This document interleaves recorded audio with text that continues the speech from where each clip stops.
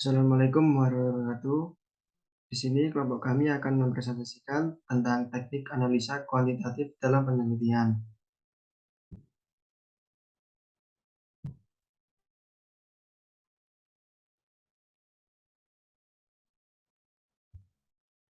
Kelompok kami terdiri dari Arif Hidayatullah, Janita Rizky, Almaisal Jabar, Rara Dwi Rahma, dan saya sendiri Raffi Pratama Putra.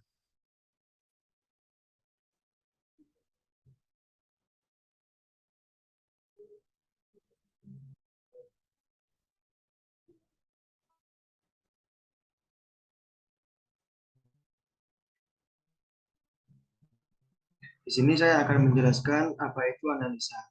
Analisis data merupakan salah satu proses penelitian yang dilakukan setelah semua data yang diperlukan guna memecahkan permasalahan yang diteliti sudah diperoleh secara lengkap.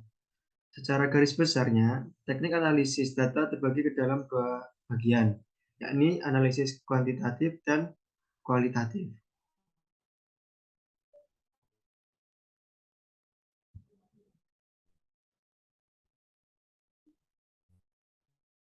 Menurut Freeman, penelitian kuantitatif adalah penelitian yang melibatkan teori, desain, hipotesis, dan menentukan subjek. Penelitian kuantitatif melibatkan jenis data yang umumnya berupa angka atau bersifat numerik.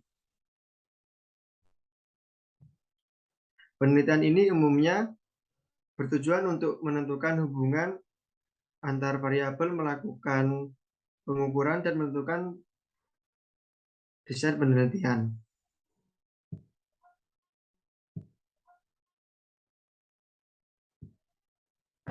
Baik, selanjutnya saya akan menjelaskan tentang jenis analisis kuantitatif. Analisis kuantitatif biasanya digunakan adalah analisis statistik.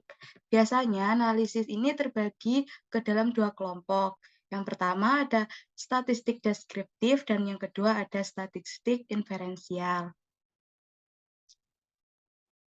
Yang pertama saya akan menjelaskan jenis analisis kuantitatif yaitu analisis deskriptif. Analisis statistik deskriptif ini adalah statistik yang digunakan untuk menganalisis data dengan cara mendeskripsikan atau menggambarkan data yang telah terkumpul sebagaimana adanya tanpa bermaksud membuat kesimpulan yang berlaku untuk umum atau generalisasi. Analisis ini hanya berupa akumulasi data dasar dalam bentuk deskripsi. Teknik analisis ini biasanya digunakan untuk penelitian-penelitian yang bersifat eksplorasi. Misalnya, ingin mengetahui persepsi masyarakat terhadap kenaikan harga BBM, ingin mengetahui sikap guru terhadap pemberlakuan UU guru dan dosen, ingin mengetahui minat mahasiswa terhadap profesi guru, dan sebagainya. Selanjutnya yaitu teknik analisis statistik deskripsi yang dapat digunakan antara lain. Yang pertama yaitu penyajian data dalam bentuk tabel atau distribusi frekuensi. Biasanya dalam bentuk tabulasi silang atau cross-tab. Yang kedua yaitu penyajian data dalam bentuk visual. Dalam bentuk visual ini seperti histogram, poligon, ogif, diagram batang, diagram lingkaran, diagram pastel atau pie chart, dan diagram lambang. Dan yang ketiga ada perhitungan ukuran tendensi sentral. Perhitungan ini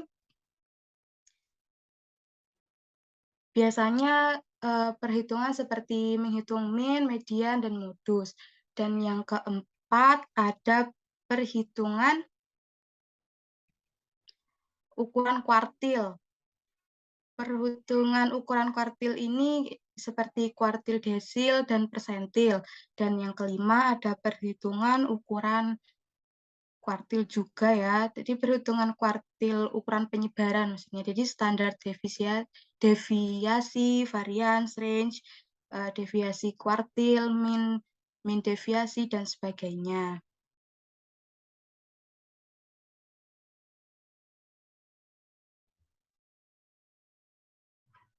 Baik, kemudian ada statistik inferensial. Nah, jika dalam statistik deskriptif hanya bersifat memaparkan data, maka dalam statistik inferensial sudah ada upaya untuk mengadakan penarikan kesimpulan dan membuat keputusan berdasarkan analisis yang telah dilakukan. Biasanya analisis ini mengambil sampel tertentu dari sebuah populasi yang jumlahnya banyak dari hasil analisis terhadap sampel tersebut yang digeneralisasikan terhadap populasi. Oleh karena itu, statistik inferensial ini juga disebut sebagai statistik induktif. Kemudian lanjut, berdasarkan jenis analisisnya, statistik inferensial terbagi ke dalam dua bagian. Ada analisis korelasional dan juga analisis komparasi. Nah, yang pertama yaitu analisis korelasional. Dari kata korelasi ini yang mengatakan artinya adalah hubungan yang berarti analisis korelasional adalah analisis statistik yang berusaha untuk mencari hubungan atau pengaruh antara dua buah variabel atau lebih. Dalam analisis korelasional ini, variabel dibagi ke dalam dua bagian, yaitu independent variable dan juga dependent variable. Nah, independent variable yaitu variabel bebas, yang mana variabel ini yang keberadaannya tidak dipengaruhi oleh variabel lain.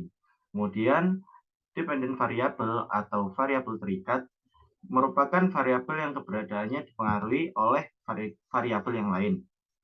Misalnya, penelitian tentang hubungan antara jumlah sales dengan volume penjualan. Jumlah sales merupakan variabel bebas X, dan volume penjualan kita bayangkan sebagai variabel terikat Y. Contoh penelitian yang berupaya untuk mencari korelasi antara variabel diantaranya adalah hubungan antara jumlah sales dengan volume penjualan perusahaan. Yang kedua, hubungan antara penghasilan orang tua dan motivasi belajar dengan prestasi belajar. Kemudian yang ketiga, pengaruh tayangan media televisi terhadap minat belajar anak.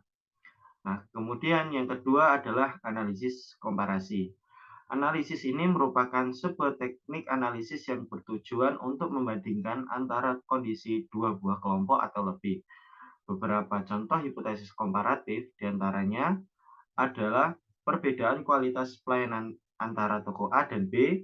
Kemudian yang kedua ada perbedaan minat mahasiswa terhadap profesi guru ditinjau dari status sosial ekonomi orang tua. Kemudian yang ketiga, perbedaan prestasi belajar mahasiswa antara yang diajar dengan metode konvensional dengan metode CTL. Dan yang terakhir ada perbedaan produktivitas kerja karyawan sebelum dan sesudah mengikuti pelatihan AMT.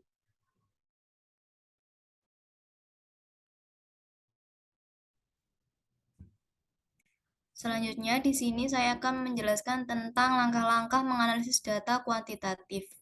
Yang pertama yaitu ada melakukan editing, yang merupakan mengedit data dilakukan dengan tujuan untuk mengevaluasi kelengkapan, konsistensi, dan kesesuaian antara kriteria data yang diperlukan untuk menguji hipotesis atau menjawab pertanyaan penelitian. Yang kedua ada coding, yaitu memberi kode pada data dilakukan dengan tujuan merubah data kualitatif menjadi data kuantitatif atau membedakan aneka karakter. Pemberian kode ini sangat diperlukan terutama dalam rangka pengolahan data baik secara manual menggunakan kalkulator ataupun komputer. Yang ketiga ada tabulasi data. Merupakan kegiatan untuk memasukkan data ke dalam tabel-tabel yang telah disediakan baik tabel untuk data mentah maupun tabel kerja untuk menghitung data tertentu secara statistik. Dan yang terakhir ada pembahasan atau diskusi hasil penelitian. Pada tahap ini, peneliti mengabstraksikan hasil uji hipotesis, membahas hasil penelitian tersebut, serta mengkonsultasikannya dengan hasil penelitian sebelumnya.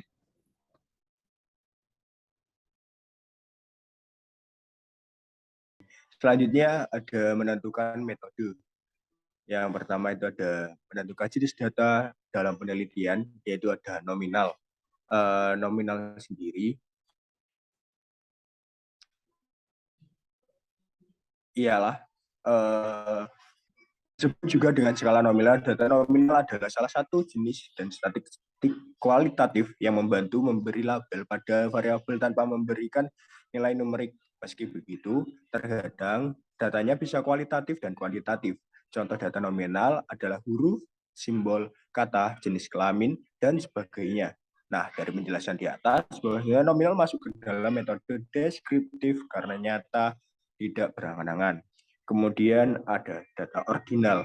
Nah, dikutip dari built-in, data ordinal biasanya dipresentasikan menggunakan diagram lingkaran dan batang. Data ini diselidiki dan ditafsirkan melalui banyak alat visualisasi. Informasi akan dinyatakan menggunakan tabel. Setiap baris dalam tabel menunjukkan kategori yang berbeda. Selain itu, Anda dapat menggunakan persentil, median, mode, dan rentang interkuartil untuk meringkas data. Oleh karena itu, Anda dapat meringkas data ordinal Anda dengan frekuensi, proporsi, dan prestasi.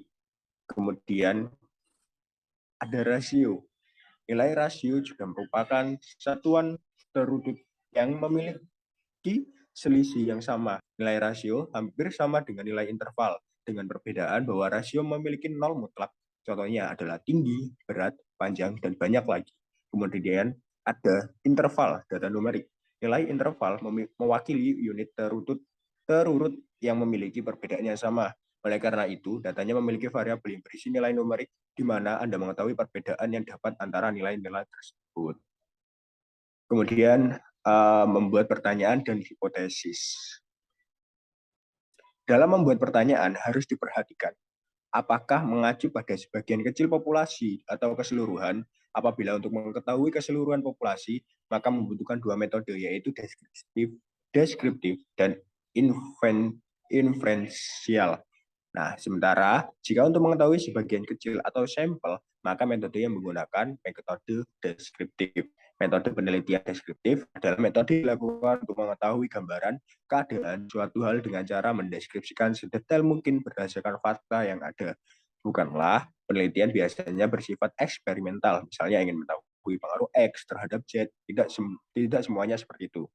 Kemudian, sementara itu, inferensial didefinisikan sebagai sesuatu yang dapat disimpulkan.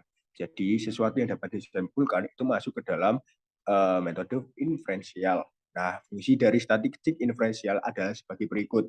Yang pertama, melakukan penafsiran atau membuat kesimpulan mengenai kondisi dan karakter populasi dengan menggunakan data dari sampel. Nah, yang kedua, membuat prediksi, estimasi, atau dugaan tentang apa yang mungkin terjadi pada populasi yang diteliti. Yang ketiga, menentukan hubungan antar karakteristik dalam populasi, melakukan uji hipotesis, menarik kesimpulan secara umum tentang suatu populasi. Nah, itu tadi penjelasan mengenai menentukan metode, membuat pertanyaan, dan hipotesis. Nah, sekian untuk presentasi dari kelompok kami. Kurang lebihnya kami mohon maaf jika ada salah kata atau tutur kata kami yang tidak berkenan. Kurang lebihnya, Assalamualaikum warahmatullahi wabarakatuh.